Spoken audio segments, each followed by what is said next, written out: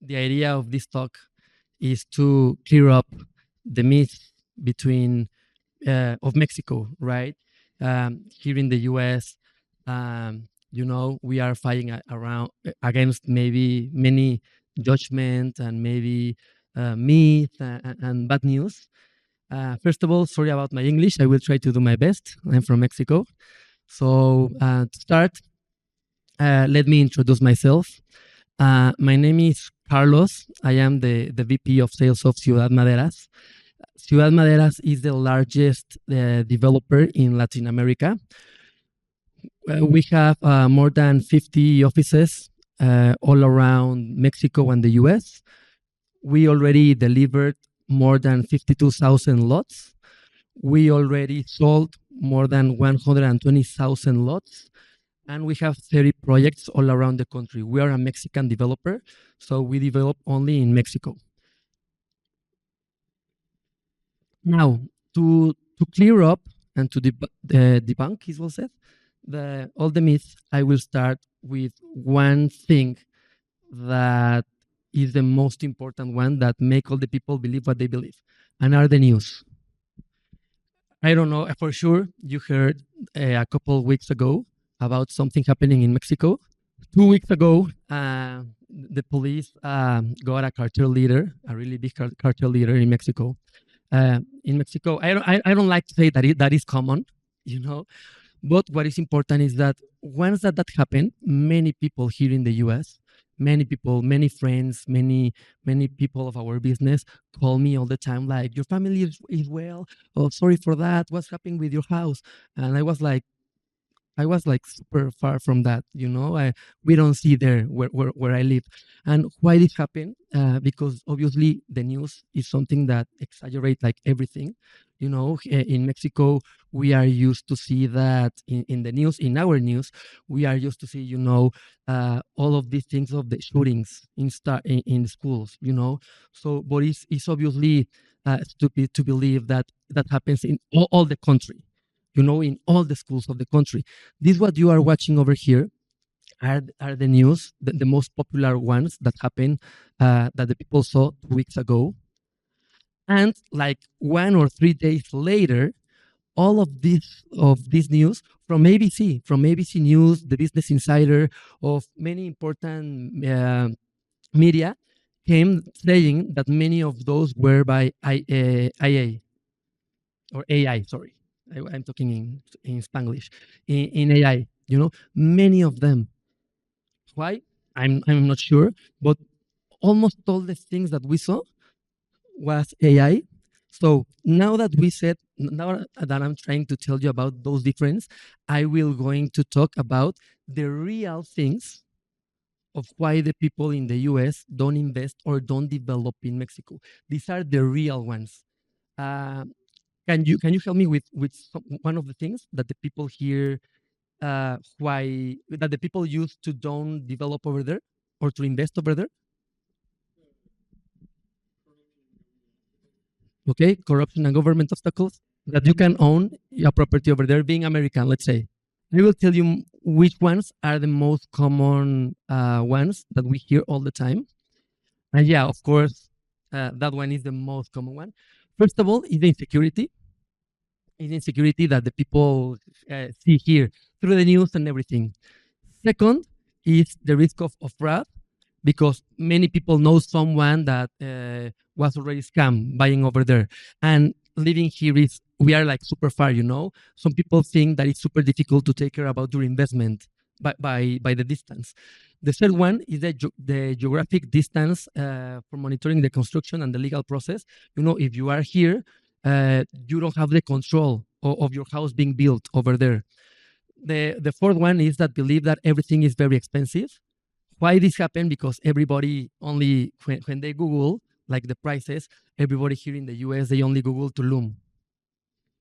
So almost all the time, Tulum is a town where the prices are everything is super expensive, and the people like believe that that's happening, and so the people say it's a really big investment to pay from the distance. The fifth one is the lack of accessible financing for foreigners, local or foreign. Many people say, okay, my bank will not give me money to invest over there.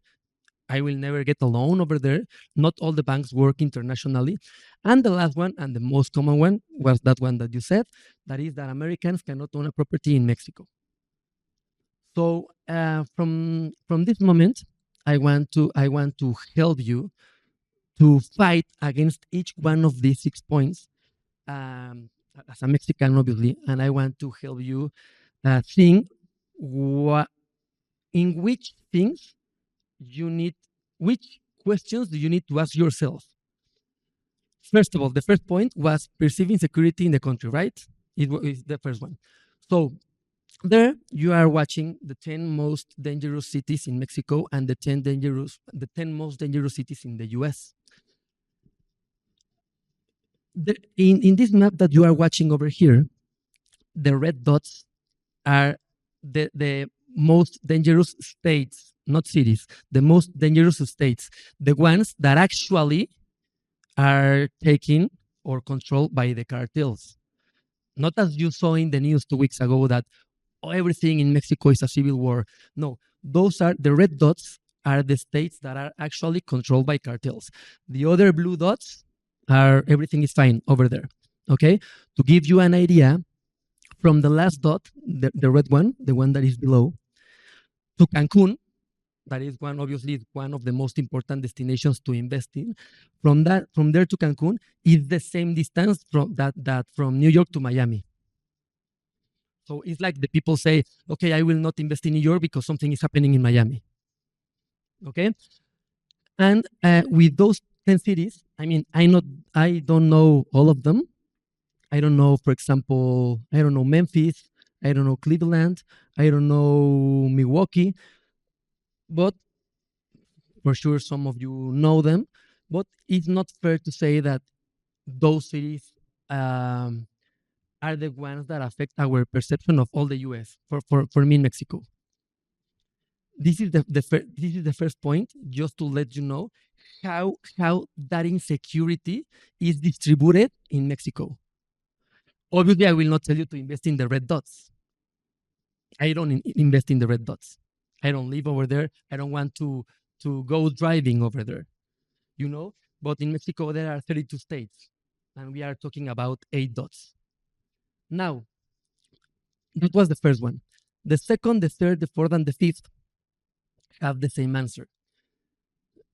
All of them talk about the risk of the distance. The answer is to invest with a developer. Many people want to invest by themselves and they go to a broker. Obviously, that can work, but it's super difficult. In Mexico, we don't have escrows. In Mexico, we don't have escrows.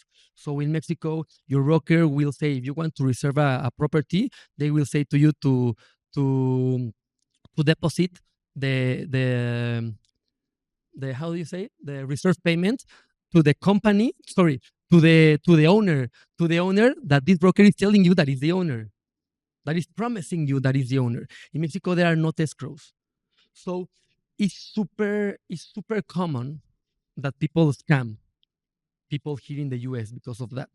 So the answer is to go to a developer. Why? Because the developers are really big. They have many projects. They already know how the bank works. And to choose the best developer, I will give you six ways to know if a developer is a scam or not. In that list over there, I am showing you, I use the example of the developers in Cancun. Okay, Cancun, that is the one of the most important cities of the world, that have many tourists from the US and where many people from the US invest. So talking about the Cancun, all of those developers are on that area. That's the mystery shopper that all my team did. Of those developers, the real questions that you need to ask to them to see if it's convenient for you to invest in Mexico or not is the first one. The first one is, how many finished projects do they have? Because I can say that I've been in the market for 40 years, but I only finished one project. So what I've been doing the rest of the time. So that's a red flag. The second question that you need to ask to any developer in Mexico, any city, is how many years of the company has been around.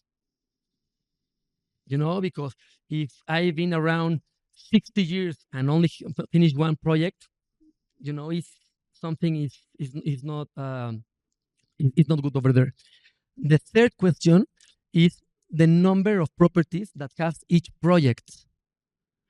Why? Because maybe I've been around since 30 years ago.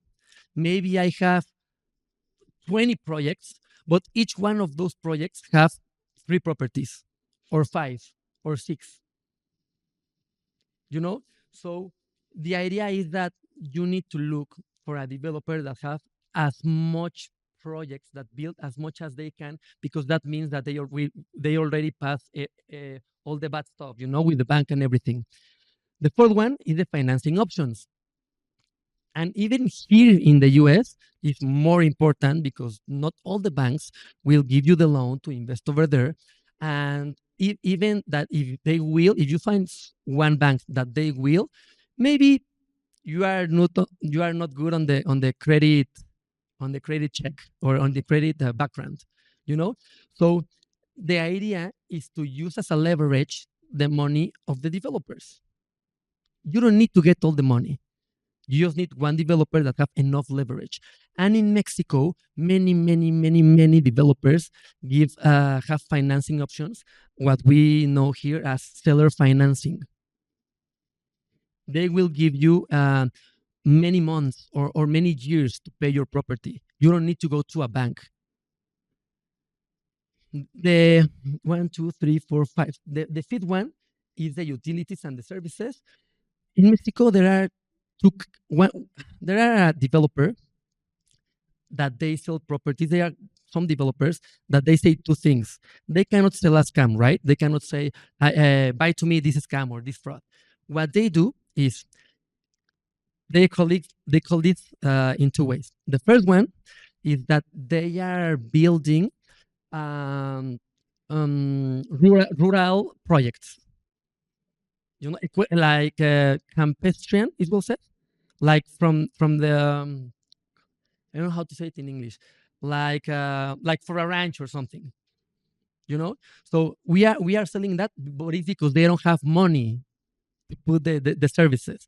They are saying no, because it's like combined with the nature and everything. So that's why you don't have the plumbing and you don't have the water services and the electricity, because I don't want to do something underground. No, it's because they don't have money.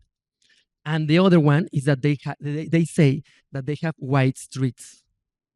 When a developer say that they have wide streets, what they are trying to say is we don't have the money to build the streets. So we leave it only in sand for you, like to drive on the sand and feel it like super a green project and super nature friendly. But the reality is that they don't have money to build the streets. And the last one is the amenities. Why? Because obviously the investment in your investment, you want as much amenities as you want, even though that you are not never going to use the swimming pool, but everybody wants a swimming pool. In our case, I have, if you want to, we have a booth outside.